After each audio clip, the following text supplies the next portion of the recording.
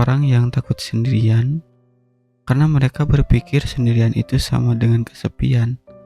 Padahal pada kenyataannya kesendirian bukan berarti menyiksa.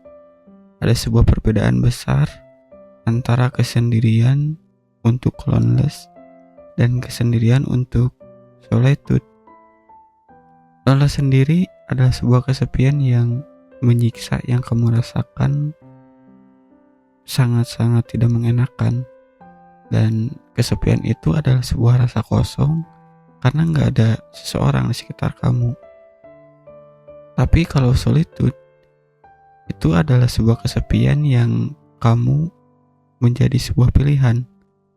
Dan itu adalah sebuah momen di mana kamu sengaja menyepi untuk bertemu dengan satu-satunya orang yang paling sering kamu abaikan, yaitu kamu sendiri.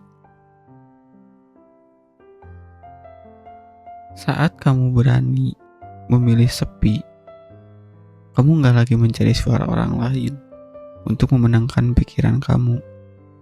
Meskipun sebelum kamu merasakan kesepian yang solitude, ada kalanya kebanyakan pasti diawali dengan sepi yang loneliness, sepi yang menyakitkan. Tapi pada kenyataannya lama-kelamaan kesepian itu adalah sebuah hal yang sudah biasa kamu rasakan dan perlahan bergeser dari loneliness ke solitude tadi.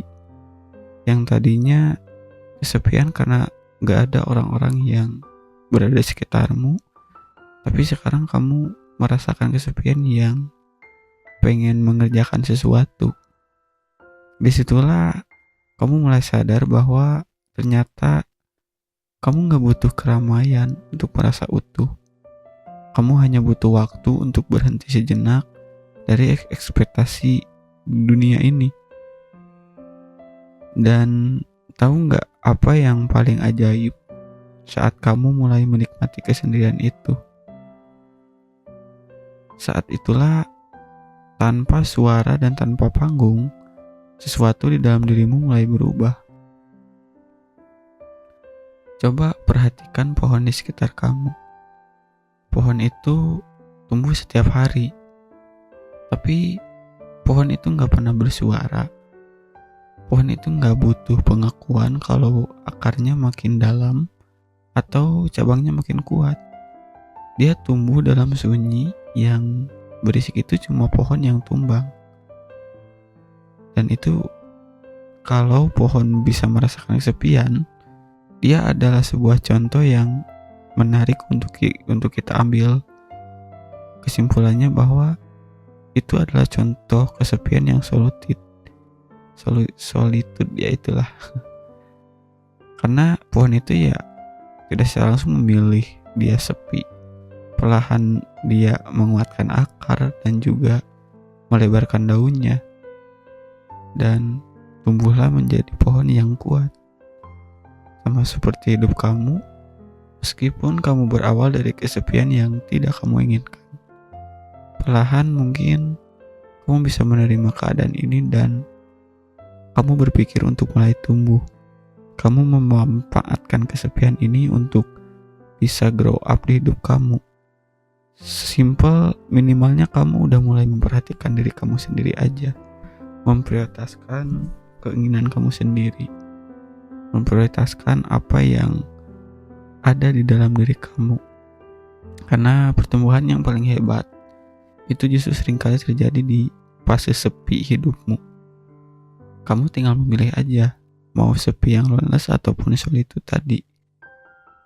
Ketika teman-temanmu gak tahu kamu lagi belajar apa, saat media sosialmu gak tahu kamu lagi berjuang apa, dan saat dunia gak tahu luka kamu apa yang sedang kamu sembuhkan,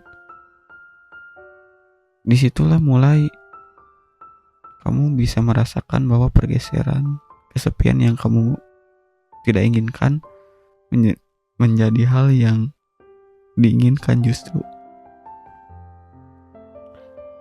Jangan merasa tertinggal hanya karena kamu gak memamerkan progresmu. Kamu gak lagi stuck, atau bahkan kamu merasa kamu gak bergerak di kemana-mana gitu. hanya seperti diam di tempat. Tapi justru itu adalah sebuah fondasi yang kamu bangun secara tidak sadar. Gak ada yang namanya proses mengkhianati hasil. Yang ada mungkin proses kita kurang maksimal. Jadi pertumbuhan sejati adalah pertumbuhan yang nantinya gak akan bertepuk sebelah tangan. Dia cuma butuh konsistensi, karena nanti saat waktunya tiba, orang gak perlu dengar ceritamu, mereka akan langsung melihat hasilmu. Jadi buat kamu yang sekarang ngerasa hidupnya lagi sepi, dan itu sepinya loneless, jangan takut, nikmati sunyinya, perdalam akarmu, dan geser yang tadinya loneless menjadi sepi yang kamu rasakan itu menjadi sebuah obat. Kalau dalam tanaman menjadi sebuah obat pupuk yang bisa membuat kamu grow up. Karena pertumbuhan terbaik itu gak pernah berisik. Kalau kamu lagi di fase sepi tapi berkembang, lanjutkan. Dan di kolom komentar jangan lupa buat apa yang kamu rasakan sekarang. Jadikan kolom komentar sebuah hal yang bisa kamu cerita apa adanya. Terima kasih sudah mendengar, tetaplah tumbuh meski gak ada yang melihat. Sampai jumpa di cerita selanjutnya dan semoga kamu selalu bahagia.